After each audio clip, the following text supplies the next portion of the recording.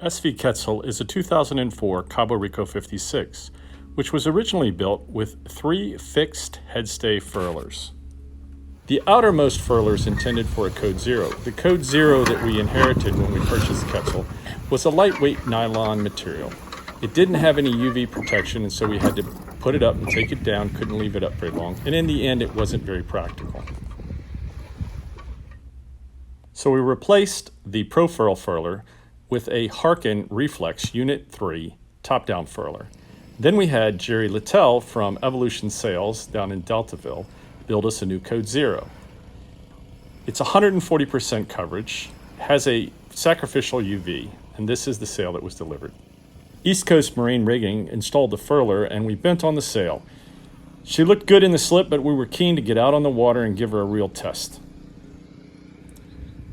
Getting underway for what was intended to be a summer cruise to New England, we left Herring Bay, headed for the Choptank River, where we planned to anchor in San Domingo Creek. As we exited the bay, we entered Choptank. The winds fell off, and we had an opportunity to hoist the Code Zero and give her a test. Seemed that she worked pretty well in very light breeze, 3 to 4 knots, had the boat moving at about the same speed. But the wind fell off more, and we turned on the engine and headed for the anchorage. San Domingo Creek is a tributary of the Choptank River, and what many are not aware of is that its anchorages provide excellent access to the town of St. Michael's, a very popular cruising destination on the Chesapeake Bay. After setting the hook, we dinghied into the town dock and had a lovely visit to St. Michael's, which included a stop at Foxy's. All in all, it was a great 2-day visit. After 2 days on the hook in San Domingo Creek, we found ourselves back underway into some relatively thick fog, motoring south in very light conditions, heading towards Solomon's Islands, Maryland. Great to catch up with other Cabo Rico owners in Solomon's, and after several nights on the dock, we once again cast off, heading south down the bay, and had another opportunity to test the Code Zero. Okay, we're flying the Code Zero. We're on a deep broad reach. Sail's got nice shape, from what I can tell. It's definitely pulling us along. We have about, probably 10 knots of wind, but it's almost behind us. So we probably have 5-6 knots apparent. Yeah, about six knots apparent. Hey there. So we're sailing down the bay. We left Solomon's this morning. Spent a couple days in Solomon's because it was too hot to be out on the hook. We were wimps and we plugged into shore power. It was nice though because we like Solomon's, and we're still working our way down the bay. Still hoping that maybe we will enter the Atlantic Ocean and sail up to New England. But we don't know. The forecast keeps messing with us, and other requirements, obligations start jumping in the way. We have a good backup plan. But we have a backup plan, as Lizzie said. We'll just sail around on the bay. There's places, the Chesapeake Bay is awesome. There's Places we haven't We've been been. sailing on the bay for years, and there's plenty of places we've never been. So we can go to those places if we don't go to New England. We just kind of hope that this week that's coming up, the weather is going to be amazing. Like the highs in the low 80s, lows at night in the 60s. It's like New England weather. So we'll take that here on the bay if that's what we have to do. But anyway, that's the plan. And we're testing out the new Code Zero, and the wind is pretty light, and we're still making about 5.5, 6 knots. So kind of happy with that. Let's walk you up here, take a look.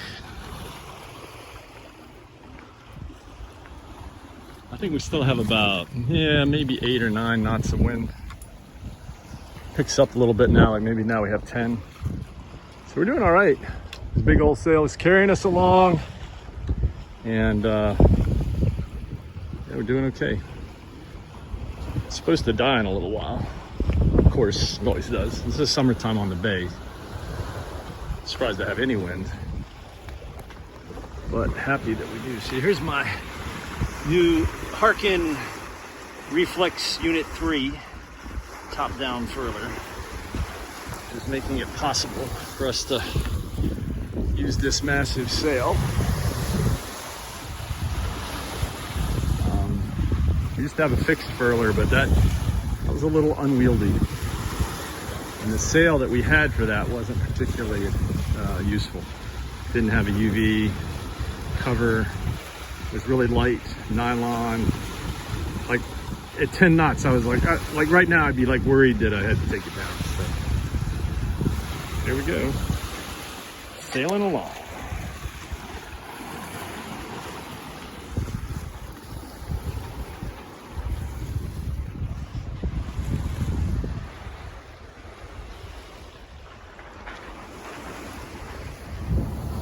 This is the closest we've ever gotten to the target ship.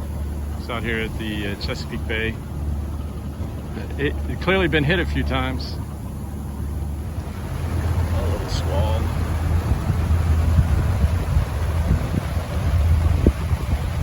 It's dying already. We had 20 knots for like 2 minutes. We're hoping it blew most of the flies away. Like our friend Jorge says. What does he say? The Potomac is the devil. That's right, we're crossing the Potomac.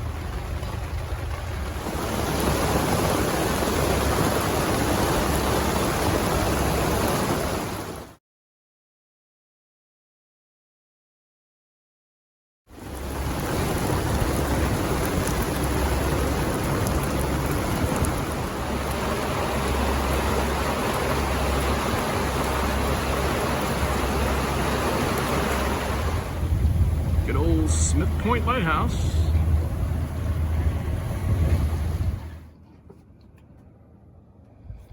Look at our new crew.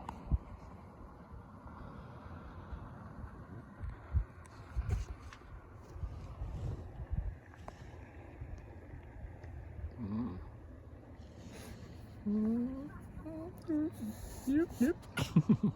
We found SV Jade Moon anchored nearby and invited the crew over. These are great friends of ours who we've met many times over the years in different anchorages, everywhere from the Chesapeake Bay to the Bahamas.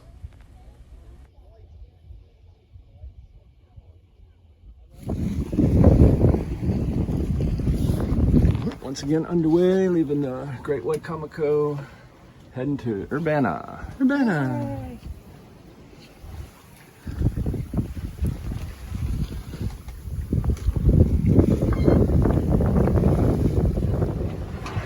Oh, it's a little sporty out here today. Coming out of the Great White Comico, and we're really hard on the breeze, like super close haul, pounding into pretty stiff breeze. Current wind 25, so it's like 20 knots. And we just got to get out of this river, and then we can turn south, and it's going to be a nice downwind run. But till we get out there, a little bumpy. A little bumpy.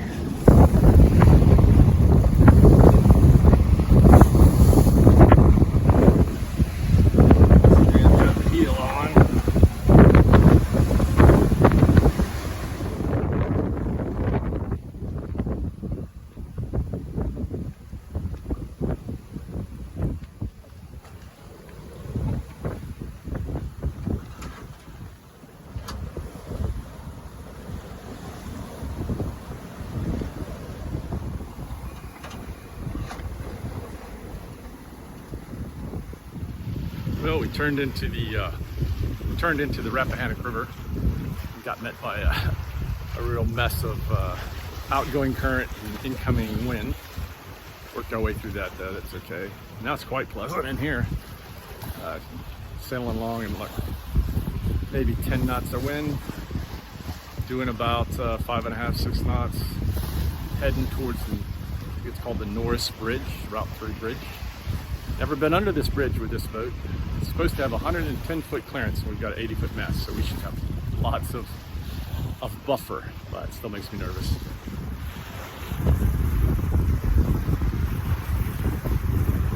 Great sail.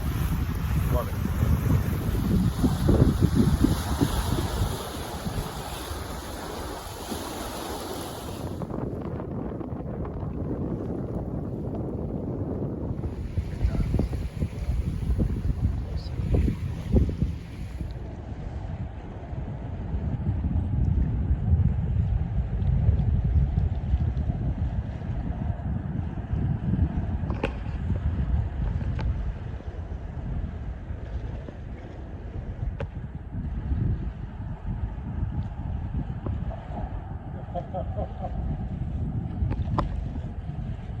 about optical illusion.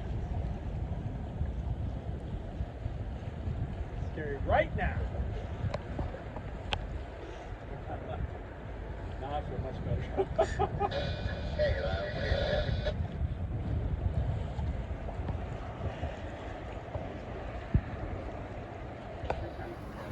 There it is.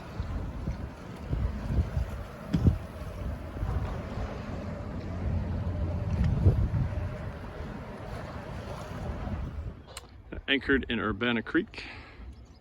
It's really nice anchorage. Not a whole lot of room, but I've seen them squeeze a ton of boats in here for the Oyster Festival. We're the only ones anchored back here in the back anchorage. Gonna go get some ice cream. Okay, Chad, here's the name for your next boat. Idiot Wind.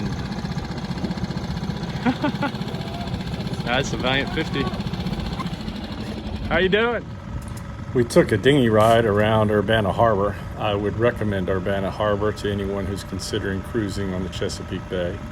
It's a fair distance up the Rappahannock River, but it's a lovely protected anchorage with a lovely old historic town, great town docks, nice marinas. It's just a very scenic place.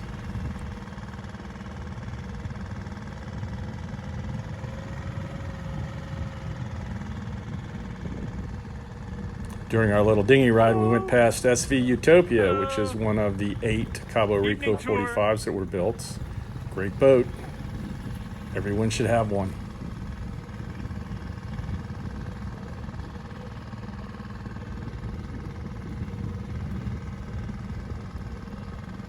How you doing? Dude.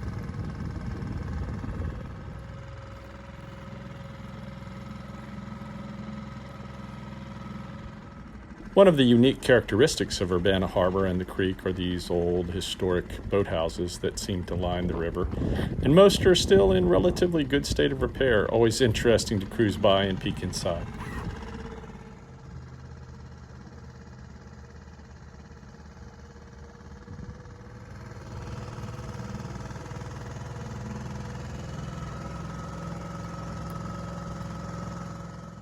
We spent about 3 nights in Urbanna, 2 on the hook and 1 at the dock.